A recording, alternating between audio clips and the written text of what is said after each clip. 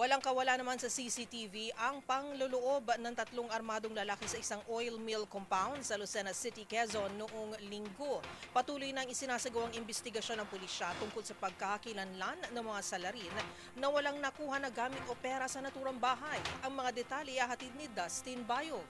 Nilooban ng hindi pa nakikilala mga armadong lalaki ang bahay ng isang may-ari ng oil mill sa barangay Silangang Mayaw sa Lucena City, Quezon noong linggo.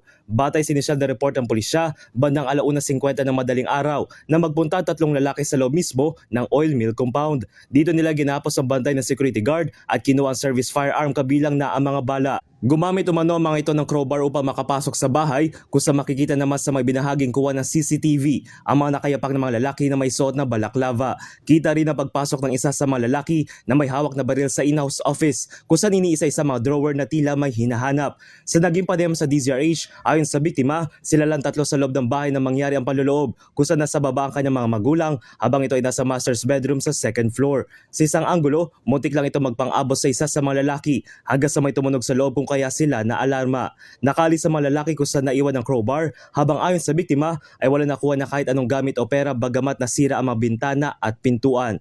Samantala sa isang phone interview sa Lucena City Police Station, sinabi nito na under investigation pa rin ang nangyaring insidente at inalam na rin ang pagkakakilanlan ng mga suspect. Nagsasagawa na rin ng backtracking ang mga ito sa mga posibleng dinaanan ng mga suspect bago makapasok sa naturang bahay.